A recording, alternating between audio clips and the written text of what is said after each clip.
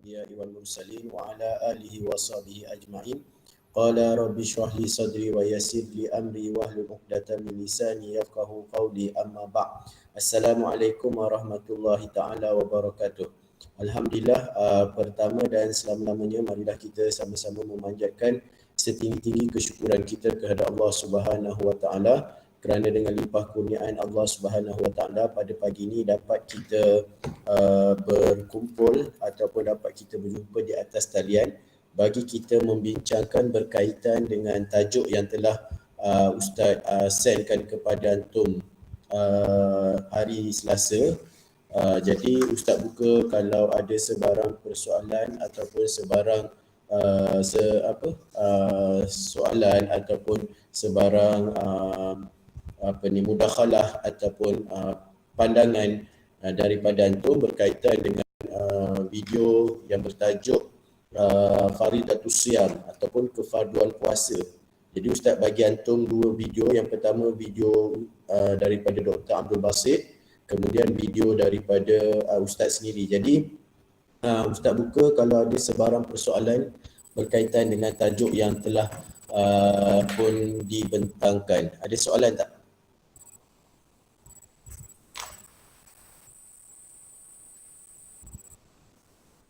Jelas ke berkaitan dengan perbincangan yang ada tu? Ustaz. Assalamualaikum warahmatullahi wabarakatuh. Ya, sila, ada soalan? Saya nak tanya yang bahagian hukum. Ya, hukum. Yang bahagian hukum yang hukum kedua, jenis-jenis penyakit dan pemusafiran untuk tidak berpuasa tu, saya kurang jelas bahagian pandangan ulama, Ustaz. Ada khilaf. Macam mana? Pada apa? Pada kurang jelas tentang? Pada pandangan ulama yang tiga. Okey, kejap Ustaz buka balik nota dia. Kejap. Okey. Berkaitan dengan hukum bagi orang yang bermusafir dan orang yang sakit. Kemudian perbincangan ulama berkaitan dengan hukum tersebut kan. Macam mana, apa keadaan dia dan apa pandangan ulama terhadap hukum tersebut. Ustaz buka nota dia.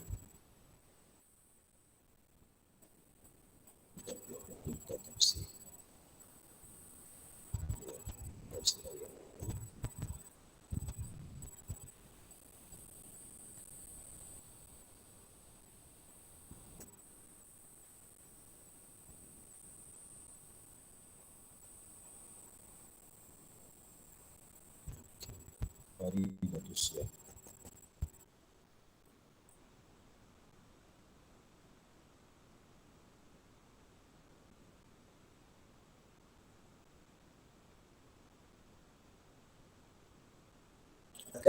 Ayat yang ada dalam ayat 183, 180 iaitu bukan 183 tapi itu adalah pada ayat 185 kan, yang mana Allah Subhanahu wa taala berfirman, Ya ayyuhallazina amanu kutiba alaikumusiyam kama kutiba alal ladzina min qablikum la'allakum tattaqun ayyaman ma'dudat faman kana minkum maridan aw ala safarin fa'iddatun min ayyamin ukhra. Jadi daripada ayat ni, faman kana minkum maridan aw ala safarin fa'iddatun min ayyamin ukhra. Jadi dekat sini Allah Subhanahu wa taala memberikan rukhsah ataupun memberikan keringanan. Ini antara dalil ataupun bukti bahawa Allah Subhanahu wa taala ini Maha Pemurah, Maha Lembut, Maha Mengasihani, maka dia tidak mahu memberatkan kepada hamba-hamba dia.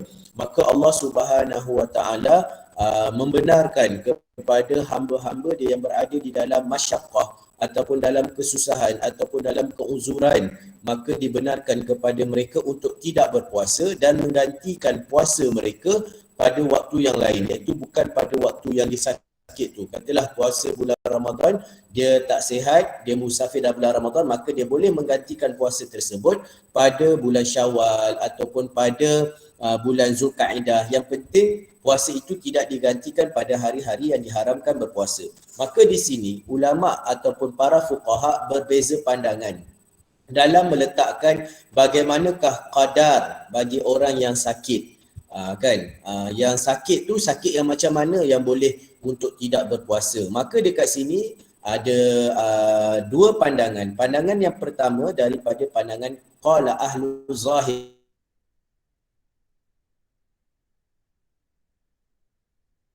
Ahlu zahir ni adalah az-zahiriyah yang ada matan ataupun kepada ayat Quran itu sendiri tanpa ada perincian. Maksudnya bila mana Allah kata wa man kana minkum maridan aw ala safar, maksudnya barang siapa yang berpuasa kemudian dia sakit ataupun dia bermusafir, tak kisahlah musafirnya itu lebih 2 marhalah ataupun sakitnya itu hanya pening, sakitnya itu hanya tercucuk jarum. Maksudnya atas kata nama sakit, maka dekat situ mereka ini diberikan rukhsah oleh Allah untuk tidak berpuasa.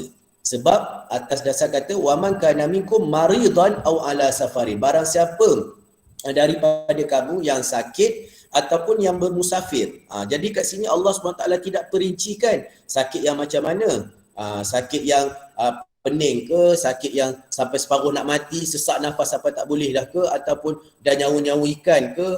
Jadi dekat sini kata maridun adalah umum.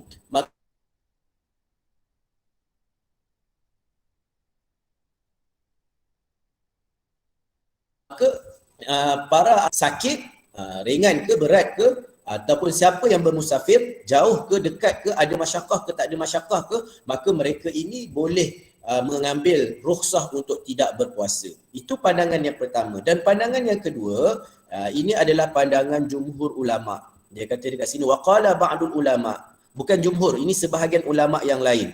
Dia kata waqala ba'dul ulama inna, dia tak nyatakan dekat sini siapa dalam kitab ni, cuma dia kata sebahagian para ulama lain mengatakan bahawa inna hadhihi rukhsah mukhtassah bil marid alladhi law sama law waqa'a fi masyaqqah wa jud wa kadzalikal musafir alladhi yusibuhu as-safar wa yujahiduhu wa huwa qaulul ashab. Maksudnya ini adalah pandangan Imam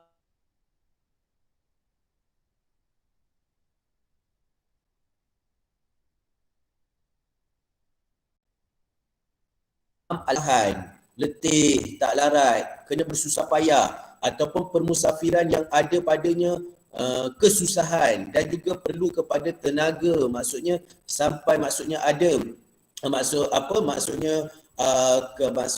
sampai kepada tak larat, maksudnya sampai kepada boleh memberi mudarat kalau dia terus berpuasa, maka dekat situ sakit dan musafir ini yang dikategorikan adalah kategori marid yang boleh membawa kepada darurat, yang boleh membawa kepada kesusahan, dan juga begitu juga dengan permusafiran yang boleh menyebabkan seorang itu sampai tak larat, nak angkat beg pun tak mampu, maka ketika itu dia boleh mengambil rukhsah tersebut. Adapun qaul yang ketiga, iaitu pandangan sebahagian besar daripada fuqaha, dia kata dekat sini sesungguhnya sakit yang dibenarkan untuk berpuasa adalah sakit-sakit yang terlalu, sakit yang teruk, sakit yang tenat, ataupun sakit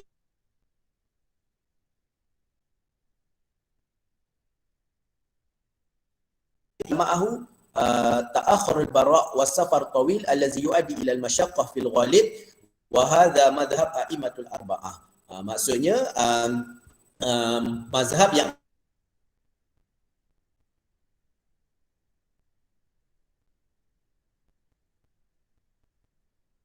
kepada kemudaratan diri yang teruk. Contohnya kalau puasa boleh menyebabkan dia mati, sakit yang bersangatan yang memang tak boleh. Kalau dia puasa juga boleh membawa kepada ICU contohnya. Ataupun musafir yang betul-betul ada masyaqqah, yang ada kesusahan. Contohnya kalau bermusafir daripada Malaysia nak pergi Saudi, kan, ambil masa yang panjang 8 jam duduk dalam kapal terbang, kemudian kena angkat beg berat, lepas tu sampai pula kat sana masa pula berubah menyebabkan puasa tu jadi panjang, ataupun orang yang bawa lori, bawa panas-panas tengah hari sampai rasa kering tekak, sampai tekak tu tak boleh nak, maksudnya dah tak boleh, tak ada air. Maksudnya musafir yang terlalu berat, musafir yang boleh menyebabkan darurat ataupun perlu kepada tenaga, maka ketika itu barulah dia boleh mengambil rukhsah untuk tidak berpuasa, kemudian dia perlu menggantikan semula pada waktu yang lain. Wallahu a'lam. Boleh? Kepada yang bertanya, jelas tak? Maksud dekat sini, dia ada 3 pandangan. Pandangan pertama secara mutlak. Yang kedua, kalau sakit tetapi tidak membawa, maksudnya sakit yang ada kesusahan lah. Dia tak seperti yang kaul yang ketiga. Yang ketiga ni dia lebih kepada dia tengok. Kalau sakit tu bawa kepada darurat yang lebih besar, maka ketika itu barulah boleh mengambil kepada rukhsah tersebut. Wallahu alam. Maksudnya kaul yang kedua dan ketiga tu dia tak jauh sangat lah. Cuma yang kedua tu mungkin sakit yang ringan, yang boleh mungkin dia boleh berpuasa, tapi maksudnya kalau tak berpuasa tu dia lebih ada tenaga contohnya. Dia tak yang macam kalau dia puasa pun tidak sampai kepada mati. Tapi yang tadi ni dah gastrik, kalau tak makan dah sampai tak boleh nak buat kerja apa semua, dah terbaring-baring, dah terguling-guling kan. Jadi ketika itu bolehlah dia berbuka. Boleh? Siapa yang bertanya tadi? Terjawab ke? Terjawab Ustaz. Okey, barakallahu fiik. Lagi soalan?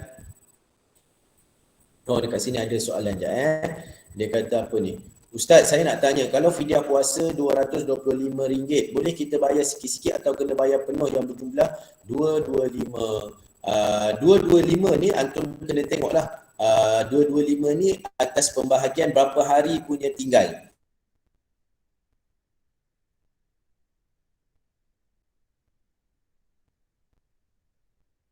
Contohnya kalau seorang tu dia memang sakit gastrik, dia memang tak boleh puasa. Ramadan pun tak boleh puasa, waktu lain pun tak boleh puasa, ataupun orang yang cuci darah, dialisis kan, yang memang doktor tak menggalakkan mereka puasa. Kalau puasa boleh mendatangkan kemudaratan, maka kefarduan puasa itu tidak tertanggung kepada mereka dan mereka kena membayar fidyah.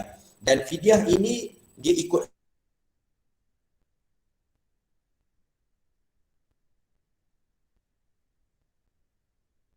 hari itu lebih baik. Contohnya berapa? 5 hari, keluar RM50 dulu.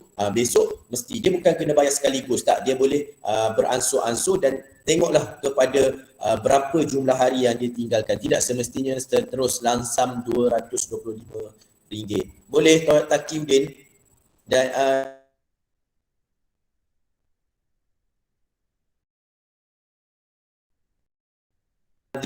10 hari pun tak sampai, sebab kalau kita bayar fidyah cuma secupak beras dalam 600 ke 700 gram. Jadi kalau harga beras sekarang ni sekilo RM3, dia dalam RM1 lebih, RM2 lah katakan. Jadi enta kira lah berapa yang enta mampu untuk dalam kadar tu. Jadi boleh beransur-ansur, dia bukanlah kena bayar sekaligus. Sama juga macam kadar puasa kan.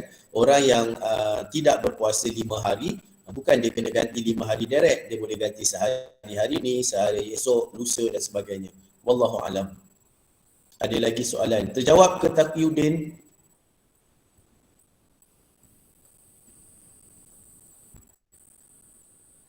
Tak tahu Taqiyuddin dengar ke tak? Okey, jazakumullah khair. Ada lagi soalan lain? Dan kalau dalam nota ni antum kena keluarkan beberapa yang Ustaz dah bagikan tu, kalimah-kalimah yang tertentu, kemudian hukum-hukum yang ada yang sebaiknya buat nota. Okey, hukum yang pertama apa dia, hukum yang kedua okey, yang ni qaul apa yang pertama, qaul yang kedua apa dia, dan kalau ada qaul yang rajih, apa qaul yang rajih. Rajih bermakna pada penulis pengarang kitab ni. Ustaz ambil kitab daripada nota ni daripada Tafsir Munir. Maksudnya kalau dia kata rajih dekat situ, maksudnya pada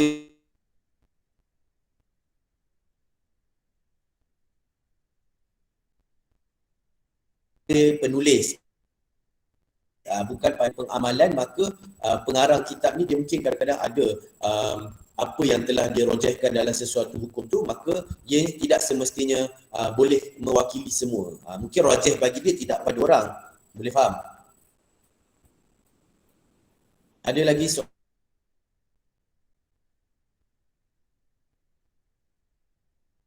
soalan berkaitan puasa? 6 minggu depan Ustaz akan hantar kalau ada sebarang soalan yang berkaitan dengan puasa ni kan. Antum tahu bahawa puasa ni merupakan satu ibadah yang sangat besar, ibadah yang mana Allah Subhanahu Wa Taala sendiri yang mengganjari bagi orang yang berpuasa tu Allah yang akan bagi kredit. Allah tak tetapkan awal berdasarkan apa yang kita lakukan. Kemudian puasa ni juga merupakan satu ibadah yang bukan hanya kepada kita tetapi kepada umat-umat yang terdahulu. Tetapi cara pelaksanaannya tu berbeza. Kalau antum dengar kata Dr. Abdul Basit tu, setiap Nabi mempunyai syariat agama mereka sendiri. Tetapi matlamatnya semua sama, iaitu mentauhidkan Allah Subhanahu Wa Taala. Tapi pada syariat mungkin berbeza. Syariat Nabi Musa alaihi salam aurat bagi lelaki masa itu tak ada, tapi syariat Nabi Muhammad aurat daripada lutut ke pusat bagi lelaki. Jadi sebab tu kadang-kadang kita baca kisah-kisah Nabi Musa, masa tu mungkin ada yang bertelanjang dan sebagainya, maka ketika itu tidak ada aurat, hukum aurat, batasan aurat bagi mereka. Tapi umat Nabi Muhammad ada. Begitu juga tentang puasa. Puasa kita daripada terbit matahari sampai daripada terbit matahari sampai terbenam matahari. Umat yang terdahulu ada yang berpuasa, kalau ditakdirkan mereka berpuasa dan sampai waktu berbuka kemudian mereka tertidur, kan, katalah buka puasa pukul 7, pukul 6 tertidur, sedar-sedar dah pukul 8, maka mereka tak boleh berbuka, mereka kena teruskan puasa mereka keesokan harinya. Begitu juga dengan syariat yang lain sebelum ni, kalau mereka berpuasa mereka tidak boleh mendatangi, menyetubuhi isteri-isteri mereka. Tetapi untuk syariat Nabi Muhammad, kita hanya berpuasa pada siang hari, malam hari boleh untuk mendatangi isteri. Maka itu adalah perbezaan dalam ibadah, tetapi hakikat dan tujuannya adalah untuk mentauhidkan Allah Subhanahu Wa Taala. Sama juga jumlah sembahyang kita 5, kalau umat Nabi Musa 50 sehari semalam. Tapi ada kefarduan tu, mungkin pelaksanaannya berbeza lah, tetapi syariat ataupun pelaksanaan tu maksudnya boleh berbeza-beza lah. Ada lagi tak soalan?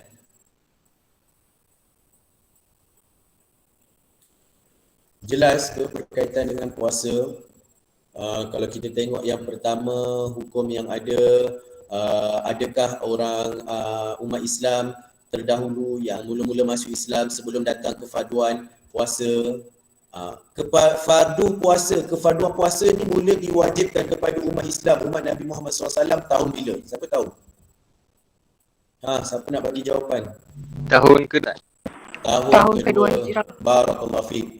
Maksudnya persoalan yang pertama itu timbul sebelum tahun kedua Hijrah ni, bagaimana umat Islam berpuasa ketika itu? Kan sebab dia kata kama kutiba alal ladzina min qablikum. Jadi mereka ni memperbincangkan adakah orang Islam ketika itu sebelum difardukan puasa Ramadan mereka ni berpuasa. Jadi apakah puasa mereka ayyam ma'dudat tu, adakah kembali kepada syahrul Ramadan ataupun kembali kepada puasa 3 hari yang dilakukan oleh Nabi sebelum difardukan puasa Ramadan.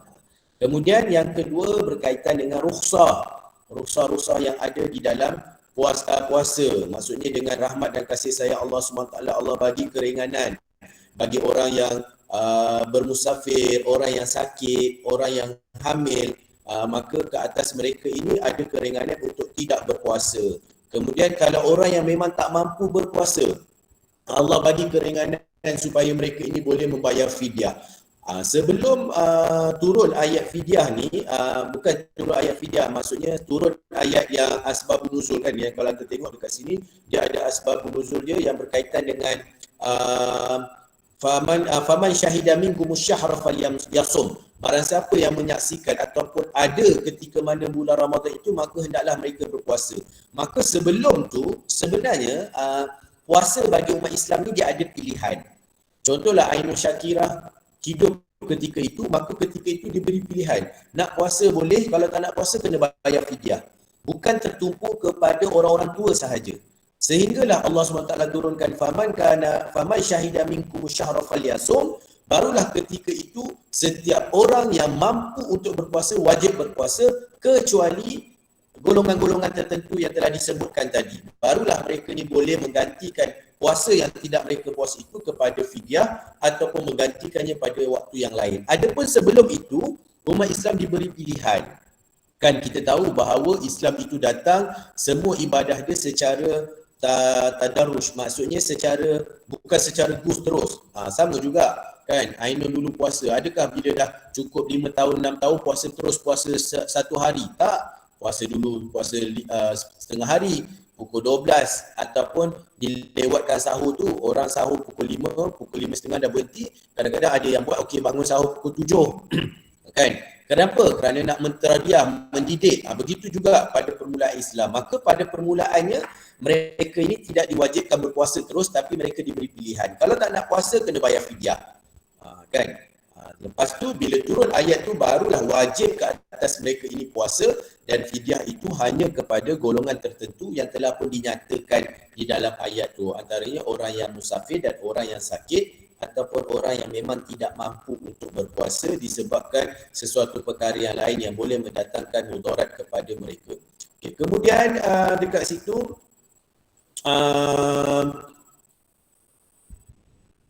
berkaitan dengan taklif, berkaitan dengan yang pertama ni latifah. Okay. Kemudian kita tahu bahawa tujuan dan matlamat utama berpuasa itu adalah untuk mencapai ketakwaan.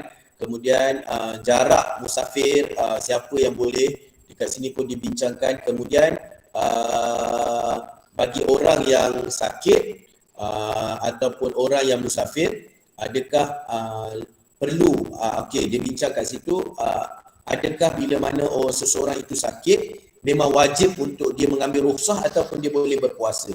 Jadi kat situ ulama membincangkan adakah rukhsah puasa itu satu rukhsah ataupun satu azimah. Apa maksud azimah? Azimah ni yang kita tak ada pilihan, maksudnya berazam. Katalah kalau Naki Udin sakit, terus dia boleh tak berpuasa, ataupun ada pilihan. Itu maksudnya rukhsah ataupun azimah. Contohnya kalau orang yang bermusafir, Allah bagi mereka untuk jamak dan qasar. Adakah bila mana mereka bermusafir je wajib bagi mereka jamak dan qasar? Tak, maksud dekat situlah maksud azimah ni. Kalau azimah dia wajib, asal musafir je kena ambil. Tak boleh sembahyang seperti mana orang bermukim. Tapi itu ada perbincangan lah, dan dia kembali kepada apa yang lebih memudahkan kepada hamba Allah itu sendiri. Kalau dia rasa susah, maka dia boleh mengambil rukhsah. Kalau dia rasa tidak susah, maka dia boleh untuk tidak meninggalkan puasa. Tetapi sebagian ulama mengatakan mengambil rukhsah itu adalah satu yang lebih afdal, kerana rukhsah itu merupakan hadiah dari Allah kepada hamba-Nya. Wallahu alam. Ada soalan lain? Jelas? Ustaz, saya ada soalan. Silakan Dahiyah. Ya. Adakah boleh qada puasa yang ditinggalkan oleh si mati? Maksudnya saya yang hidup ni qada puasa untuk ayah saya, boleh tak macam tu? Boleh, dan sangat digalakkan. Kalau kata kita ada saudara mara, kawan-kawan yang rapat, kita tahu dia sakit ketika bulan Ramadan dan ditakdirkan belum habis Ramadan dia meninggal dunia, maka kat situ dia berhutang dengan Allah untuk puasa dia. Ada pandangan yang mengatakan kalau tak ada boleh untuk menggantikan. Contohnya, okey, saya sebagai anak saya nak menggantikan puasa ayah saya yang tertinggal. Okey, kami 6 beradik, ayah tinggal puasa 6 hari. Seorang ambil sehari pun boleh, ataupun seorang terus nak ambil 6 hari pun boleh. Kalau tak ada siapa yang nak menggantikan puasa, maka boleh digantikan dengan membayar fidyah. Kata 6 hari, bayarlah 6 cupak. Boleh Dahiyah? Ya, boleh Ustaz. Saya ada satu soalan lagi. Ya. Pasal puasa nazar. Contoh soalan macam ni. Ayah saya nazar kalau kakak saya lulus exam taulat, ayah saya akan puasa selama seminggu. Tapi yang masa ayah saya nazar tu, mak saya je yang tahu niat nazar ayah saya tu. Lepas kakak saya dah lulus periksa, tapi ayah tak sempat nak tunaikan nazar sebab meninggal. Macam mana Ustaz?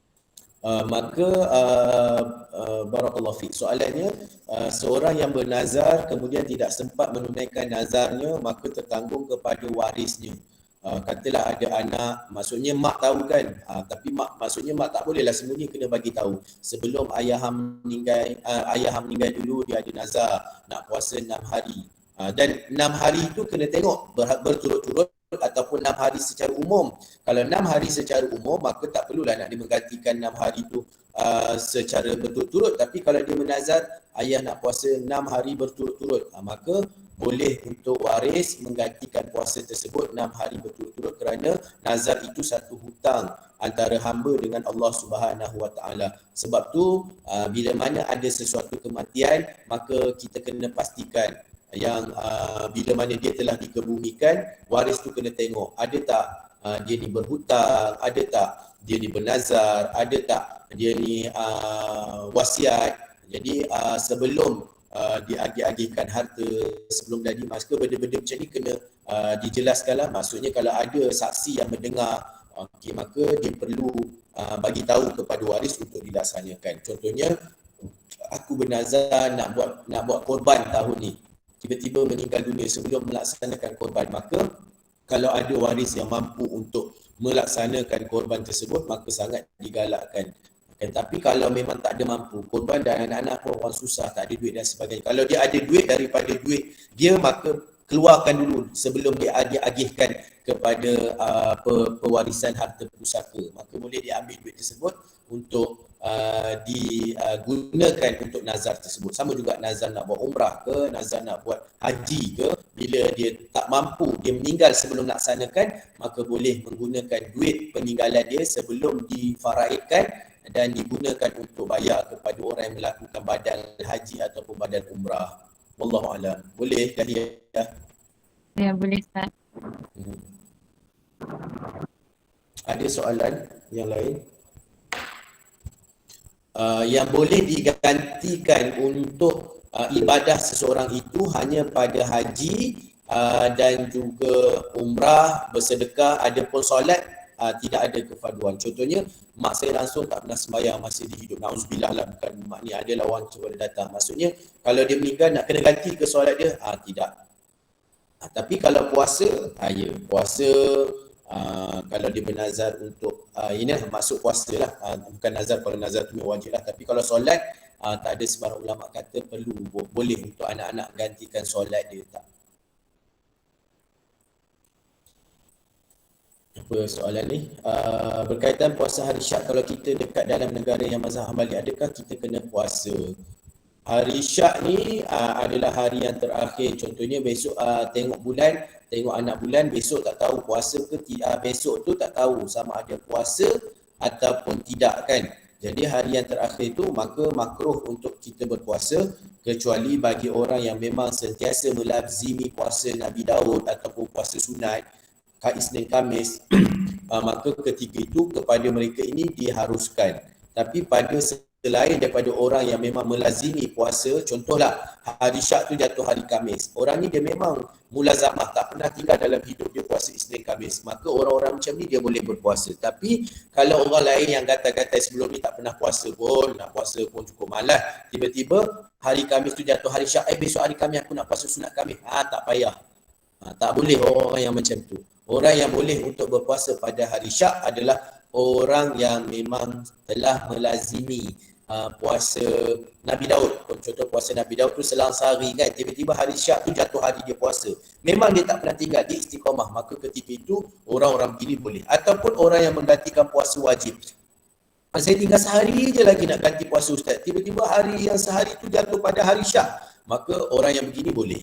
Sebab itu adalah puasa wajib dia. Kalau dia tak puasa juga pada hari itu, maka dia bawa puasa dia ke depan, maka selepas tu dia kena puasa dan dia kena bayar fidyah. Jadi boleh faham tak? Siapa yang bertanya tadi? Jelas? Amar? Okey, barakallahu fiik. Ada lagi soalan?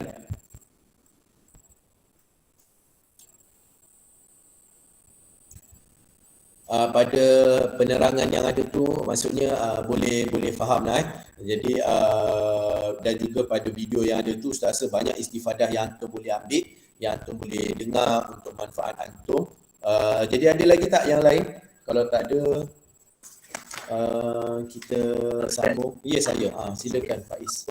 Hukum siwak pada tengah hari bulan puasa.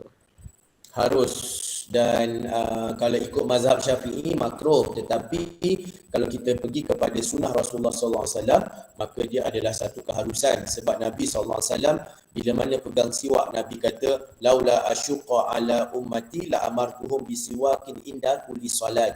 Nabi kata kalaulah tidak menyusahkan kepada umat aku, nescaya aku akan memerintahkan mereka untuk bersiwak pada setiap kali mereka nak solat. Akan tetapi dengan rahmat dan kasih sayang Nabi, Nabi tak nak benda itu jadi satu kewajipan. Kalau Nabi perintah nanti, Ainul nak sembahyang kena bawa siwak. Sebelum sembahyang nak kena siwak. Sebelum sembahyang nak kena siwak. Tapi Nabi tak nak, walaupun benda itu satu tuntutan, satu perkara yang sangat baik. Sebelum kita bertemu dengan Allah, kita bersihkan mulut kita daripada sebarang kekotoran, kita hilangkan bau mulut kita, maka itu benda yang sangat baik. Tetapi Nabi tak nak sampai jadi satu kewajipan. Jadi sebab tu Nabi sangat menggalakkan. Jadi dekat situ ulama mengatakan hatta pada siang hari bulan Ramadan, ianya sangat digalakkan untuk seseorang itu bersiwak, terutamanya setiap kali mereka nak mendirikan solat. Bersiwak berbeza dengan gosok gigi pakai ubat gigi kan siwak tu dia tak ada kepada telan, dekat luar je. Kalau ubat gigi tu dia masuk dalam mulut, boleh jadikan ketelan ke sebagainya. Tapi tetap juga ada dalam mazhab Syafi'i adalah makruh kalau dia selepas daripada waktu zuhur.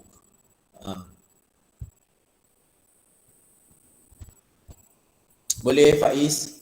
Boleh Ustaz, terima kasih Ustaz. Barakallahu fiik. Ada lagi soalan yang lain? Nak tanya, contoh biasa kalau kita bersahur kan, kita kan kita nakkan melambat kan. Ya. Jadi bila lepas kita sahur, biasa kita gosok gigi. Tapi bila kita gosok gigi tu, dia lepas kita gosok gigi tu kan dia akan rasa macam min sikit, macam rasa ubat gigi tu. Lepas tu macam mana tu kalau kita dah gosok gigi sebelum masuk waktu?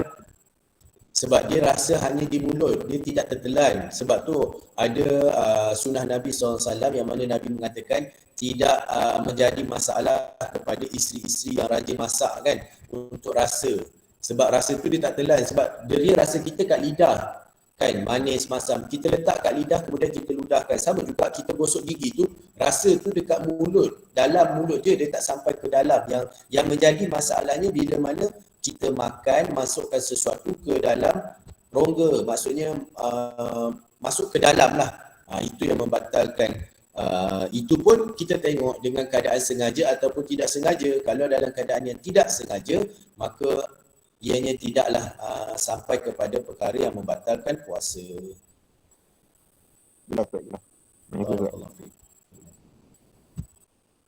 Ada lagi soalan?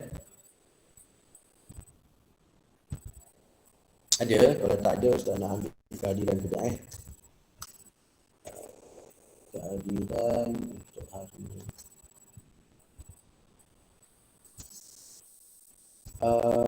Kelas A. Ain Syawan ada? Saya Ustaz. Siti Rabiha? Saya Ustaz. Nurul Jannah? Saya Ustaz. Siti Fatimah? Saya Ustaz. Dahiyah? Saya Ustaz. Amri Faris? Ada tak Amri Faris? Kalau ada tolong, kalau mungkin dia tak ada ni, ada tak? Dia tak ada Amri, dia ada masuk ke langsung memang tak ada? Oh, Amri Faris ada, okey. Siti Asia? Saya Ustaz. Naila? Saya Ustaz. Hanan? Saya Ustaz. Haris? Saya Ustaz. Okey, tidak. Zul Faiz? Taqiyuddin? Taqiyuddin? Khairul Naqib? Saya Ustaz. Ahmad Naqiyuddin? Saya Ustaz. Umar Zakwan? Ada Umar Zakwan? Dia ada Ustaz, dia lag Ustaz. Okey. Aiman Zakwan? Ada Ustaz. Amar? Ustaz. Muhammad Muaz? Ya, ada. Ainun Syakira? Saya Ustaz. Ada, okey. Abdul Azim? Saya Ustaz. Kemudian Aida? Ada tak yang tak disebut nama dia? Tak ada. Jadi Alhamdulillah sekadar itu perjumpaan kita pada minggu ini, dan insyaAllah minggu depan Ustaz akan hantar kepada antum berkaitan dengan sambungan perbincangan mengenai puasa. Ada lagi 5 ataupun 6 tajuk yang berkaitan dengan puasa yang masih belum dibincangkan, dan insyaAllah mudah-mudahan ianya bermanfaat. Kemudian kalau ada sebarang masalah berkaitan dengan assignment assignment individu tu adalah tajuk yang berasingan. Apa yang Ustaz perlukan kepada antum adalah antum mencari ayat-ayat yang berkaitan dengan hukum-hukum yang telah diberikan. Kemudian seperti biasalah, keluarkan mufradat, keluarkan kalau ada asbabun nuzul, kemudian keluarkan kalau ada penafsiran secara umum, kemudian penafsiran secara khusus ayat demi ayat, kemudian barulah pergi kepada perbincangan para ulama berkaitan dengan tajuk yang ada. Contohnya, siapa yang ambil tajuk li'an, maka dekat dalam tu kena ceritalah apa maksud li'an, lughatan wastilahan, kemudian li'an, apa perbincangan ulama berkaitan dengan li'an berdasarkan daripada ayat yang ada, dan antum kena menjadikan 5 rujukan daripada mana-mana kitab tafsir yang ada. Tak cukup rujukan, Ustaz akan potong markah. Kemudian antum kena hantar pada tarikh yang telah Ustaz tetapkan, dan siapa yang hantar selepas daripada tarikh yang ditetapkan tanpa sebarang pemakluman, maka pemakluman tu maksudnya yang boleh diterima alasan dia, maka dia akan dipotong sehari lewat 1 markah. Dan Ustaz akan buat untuk subjek yang lepas, sem yang lepas, pelajar ramai dapat rendah pada markah assignment. Jadi Ustaz minta antum buat assignment bersungguh-sungguh, dan begitu juga dengan assignment berkumpulan. Assignment berkumpulan tu antum kena buat perbandingan antara tafsir ayat yang kena ke antum tu. Contohnya tafsir ayat bir walidain, apa perbandingan yang ada di antara tafsir Munir dan tafsir Ibnu Katsir. Contohnya kalau dalam tafsir Munir mufradat dia ada 6, dalam tafsir Ibnu Katsir ada 7. Maka tu kena nyatakan dan letakkan, okey, kesimpulan dalam mufradat ni tafsir Munir dia ada 6 kalimah, tafsir Ibnu Katsir ada 7. Yang ke-7 tu apa dia, nyatakan. Kemudian dalam tafsir Munir ada asbabun nuzul, katalah dalam tafsir Ibnu Katsir tak ada asbabun nuzul, maka setiap perbezaan yang ada di antara kedua-dua tafsir dalam penafsiran ayat yang antum pilih tu, maka antum kena nyatakan dalam assignment antum. Itu assignment, yang itu tak perlu dibentang. Yang bentang adalah tajuk yang Ustaz bagi dekat antum tanpa perbandingan. Contohnya kalau kumpulan Ainun dapat tajuk bir walidain, hukum buat baik kepada kedua ibu bapa, maka kena buat slide yang berkaitan dengan hukum berbuat baik kepada kedua ibu bapa dengan menggunakan 2 rujukan sahaja, iaitu sama ada tafsir Munir ataupun tafsir Rawa'ihul Bayan As-Sabuni. Maka keluarkan dan buat macam mana yang Ustaz ajar antum ni lah. Macam Ustaz buat penerangan. Okey, hari ni saya daripada kumpulan 2 nak membentangkan tajuk Faridatus Siyam. Okey, ayat dia adalah ayat 183 hingga ayat 185. Okey, antara isi-isi poin yang penting untuk kita bincangkan pada hari ini, yang pertama adalah mufradat, yang kedua nyatakanlah apa dia. Kemudian bentangkanlah, okey, saya peserta pertama, pembentang pertama Ainul Syakira, nombor sekian-sekian, nak bentangkan tajuk daripada sekian sampai sekian. Kena sebut nama sebab Ustaz tak tahu, Ustaz tak cam suara antum. Kecuali kalau antum letak video tu ada muka antum. Setengah kumpulan dia tak nak letak muka, dia letak suara je. Ustaz mana tahu ni suara siapa, ni suara siapa. Dah Ustaz kena hubungi balik ketua kumpulan. Boleh cerita tak yang ni yang mula-mula bentang ni siapa lepas tu yang kedua siapa? Tak nak. Maksudnya dia jelas.